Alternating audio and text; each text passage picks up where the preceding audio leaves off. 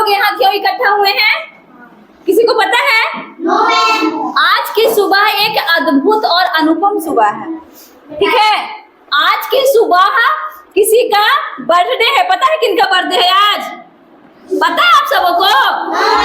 आज महान सम्राट अशोक का जन्मदिन है। आज उनका 2328वीं जयंती पूरे भारत में जोर शोर से मनाई जा रही है और हमारे विद्यालय में भी महान सम्राट अशोक की जयंती का कार्यक्रम चल रहा है, ठीक है। आप लोग सम्राट अशोक के बारे में जानते हैं? सम्राट अशोक कौन थे? इसके माता पिता का नाम क्या था? ये क्या करते थे? ये एक छोटे से मामूली से इंसान से महान की पदवी इन्हें क्यों दी गई? इनको सम्राट की पदवी क्यों दी गई?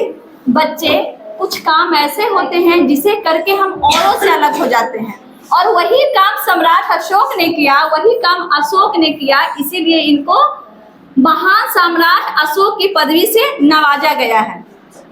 मैं आप लोग को बता दूं कि इनका जन्म 304 ईस्वी ईसा पूर्व में हुआ था, ठीक है। इनका जन्म 304 ईसा पूर्व में हुआ था और कहाँ हुआ था इनका जन्म? इनका जन्म पाटलिपुत्र पटना में हुआ था। इनका जन्म कहाँ हुआ था? पाटलिपुत्र पटना में हुआ था। इनके पिताजी का नाम क्या था? इनके पिताजी का नाम बिंदुसार मौर्य था। इनके पिताजी का नाम क्या था? बिंदुसार मौर्य। और इनके दादाजी जो हुए वो चंद्रगुप्त मौर्य के नाम से जाने और माने जाते हैं। ये मौर्य वंश से आते हैं, इनका संबंध मौर्य वंश से है और मौर्य वंश अपने आप में ही एक अद्वितीय शासक के रूप में जाना और माना जाता है। अशोक अपने दादा के नाम को आगे बढ़ाते हुए, चंद्रगुप्त मौर्य के नाम को आगे बढ़ाते हुए इन्होंने बौद्ध धर्म को आगे बढ़ाया, ठीक है। इनके साम्राज्य में जब यह राज करते थे तो इनके उस समय जितने भी शासन हुए, जितने भी राजा हुए, उनमें इनके कार्य को स्वर्णिम युग से जाना जाता है। आप सबों को मैं ये बता दूं कि इनके शासन काल में मनुष्यों के लिए ही नहीं बल्कि जानवरों के लिए भी अस्पताल थे। इनके शासन काल में कोई चोरी नहीं करता था, कोई झूठ नहीं बोलता था।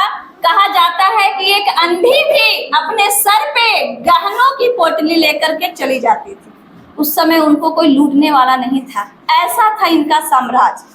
इनके साम्राज्य को स्वर्णिम युग के नाम से जाना और माना जाता है। इनका साम्राज्य 269 ईस्वी पूर्व से 232 ईस्वी पूर्व तक चला था, ठीक है। और इनकी पत्नी का नाम शुभांगी देवी था। इनका पूरा नाम देवानंद अशोक मौर्य था। और हम लोग में ऐसे बहुत भी हैं, सब जगह ऐसे हैं कि जो अपने बेटे बेटियों को क्या बनाना चाहते हैं? Doctor, engineer. पहले के जमाने में लोग अपने पुत्र पुत्रियों को क्या बनाना चाहते थे? अच्छा शासक बनाना चाहते थे, सम्राट बनाना चाहते थे, महाराज बनाना चाहते थे। लेकिन ये अपने बेटे और बेटियों को, इनका एक बेटा था, एक बेटी थी, इनको ये विदेश में भेजे बौद्ध धर्म के प्रचार और प्रसार के लिए। आप लोग जानते हैं कि हमारा अशोक स्तंभ है ना, आप लोग जानते हैं अशोक स्तंभ भी इन्हीं के द्वारा बनवाया गया है। जो अशोक चिन्ह है इसी के ही राज से लिया गया है और इन्होंने 1400 स्तूपों की रचना की थी और वो उसमें से बिहार के जो फेमस स्तूप है, बिहार का जो है प्रसिद्ध स्तूप, वह कहाँ का स्तूप है? राजगीर का शांति स्तूप है। कहाँ का स्तूप है? राजगीर का शांति स्तूप। राजगीर कभी आप लोग घूमने जाइएगा तो वहाँ देखिएगा कि राजगीर में जो शांति स्तूप है वह महान सम्राट अशोक का ही बनवाया गया है, ठीक है। और ये अपने बेटे बेटी को विदेश में भेजे, इसलिए बौद्ध धर्म के प्रचार और प्रसार के लिए। इन्होंने अखंड भारत की रचना की। इनके राज्य में कोई भी विदेशी हमारे भारत पे आक्रमण नहीं करने सका। इस तरह से इनके युग को स्वर्णिम युग कहा जाता है, ठीक है। चलो, भारत को विश्व गुरु बनाने का भी काम इन्होंने किया। प्रथम विश्वविद्यालय जो कि नालंदा में है, उनकी स्थापना भी इन्हीं के शासनकाल में हुई है।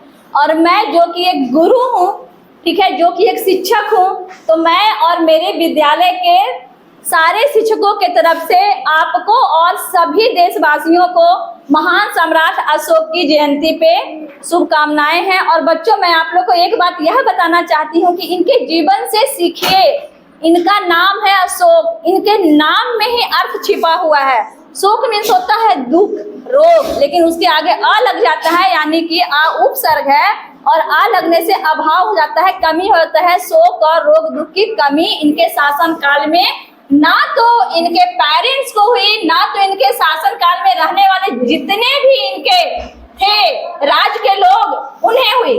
तो अपने आप में एक सीख लीजिए, अपने आप को एक उद्देश्य दीजिए कि हमें भी सम्राट अशोक की तरह एक साधारण मनुष्य महान और सम्राट की पदवी को हासिल करना है।